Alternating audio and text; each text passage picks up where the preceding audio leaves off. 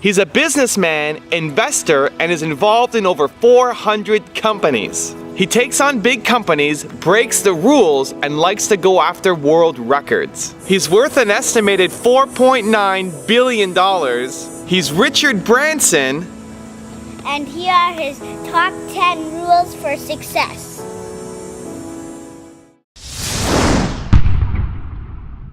I mean, I am dyslexic, and therefore I think I've been very good at keeping things simple because as a dyslexic, I need things to be simple for myself, and therefore Virgin, I think, when we launch a financial service company or a bank, we do not use jargon. Everything's very clear cut, very simple, and I think people have an affinity to the Virgin brand because we don't talk above them or talk down to them.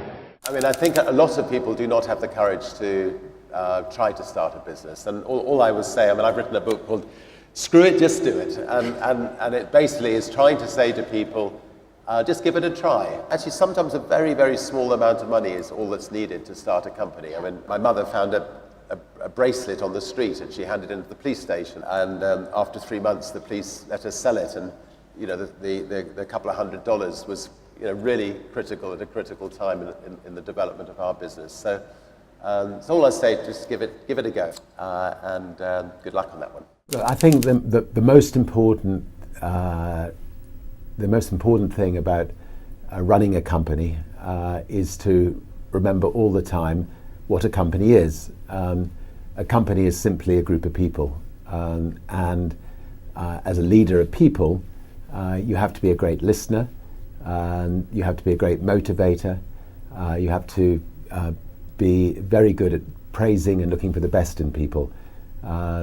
People are no different from flowers. If you water flowers, they flourish. If you praise people, they flourish, and that's a critical attribute of a leader. There's a very thin dividing line between success and failure when you start a business from scratch. And if you don't have enough money to pay the bills, you go the wrong side of that dividing line. And if you can somehow get enough money to pay the bills, you stay the right side of that dividing line. I've always been running faster than perhaps I should, and I have great difficulty saying no to things, so keep on taking on new things. And we've just managed to stay the right side of the dividing line over the last 50 years in business. But equally, in those early days, when you're starting a business without any financial backing, it's easy to slip the wrong side. And in fact, most entrepreneurs do slip the wrong side. And the important thing is then just to pick yourself up. And start again, and if it doesn't work at that time, keep going until you do succeed, and not to give up. I think the next stage is to be a great delegator, and not try to do everything yourself. Try to find people who are better than you all the time. Try to find people who are better than you to put you out of business effectively. So whatever you're spending all your day doing, try to find someone who's better than you to do that, to replace you at it, so that you can go off and think about the next big picture. An entrepreneur is not a manager. I mean, an entrepreneur is somebody who is great at conceiving ideas, starting ideas, building ideas, but then handing over to really good managers to manage the businesses. The moment you've got more than one business, you can't be hands-on doing everything. I don't actually think that the stereotype of a business person treading all over people to get to the top, generally speaking, works. I think if you treat people well, people will come back and come back for more. And it's a very small world. I actually think that the best way of becoming a successful business leader is dealing with people fairly and well, and like to think that's how we run Virgin. I love learning. I've never actually thought I was starting a company as such. I just saw situations as I travelled in life where I felt I could improve on the way things were being done by other people. So one of my favourite phrases is "screw it, let's do it," and I've used that phrase a lot of times, and we just love going in and trying to shake up industries and doing it better than it's been done before. Yeah, when we launched Virgin Atlantic 30 years ago, the New York Times did a review, and they did some market research, and they said, first of all, with a name like Virgin, it's not going to go the whole way, but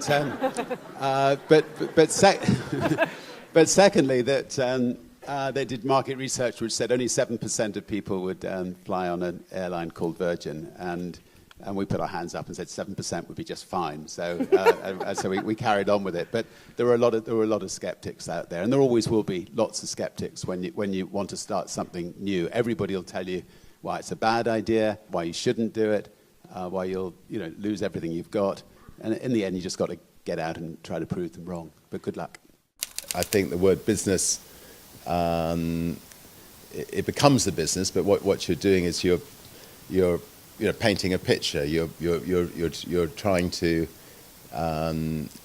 create something to make a difference to other people's lives. You have a blank canvas, and you're filling in every little bit of that canvas to get every single little detail right. And if that canvas, sings out at you at the end, and it's a beautiful picture, your business is going to be successful. If bits of the canvas are not quite right, your business may fail. So if you set up to change people's lives, you've got to get every single little detail right. You've got to make sure that the people that you're working with 100% believe in what you're trying to do, and you've got to make sure that what you're trying to do is worthwhile spending your time on, and at the end of the day, you want to be sure that the people's lives you've affected, you've really you've affected them and benefited them, and if you get all that right, hopefully you'll be able to pay the bills at the end of the year. I would say the overarching and key thing that really binds the group together is the idea of not just playing the game, but changing it for good.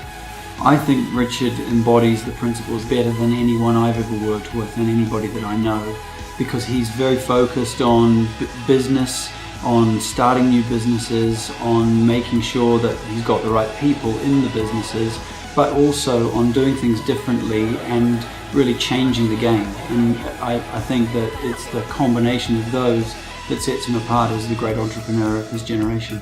Thank you guys for watching. I made this video because Arlene D asked me to, so if there's a famous entrepreneur that you want me to profile next, leave it in the comments below and I'll see what I can do. I'd also love to know which of Richard Branson's top 10 rules you like the most. Leave it in the comments and I'm going to join in the discussion. Thank you so much for watching.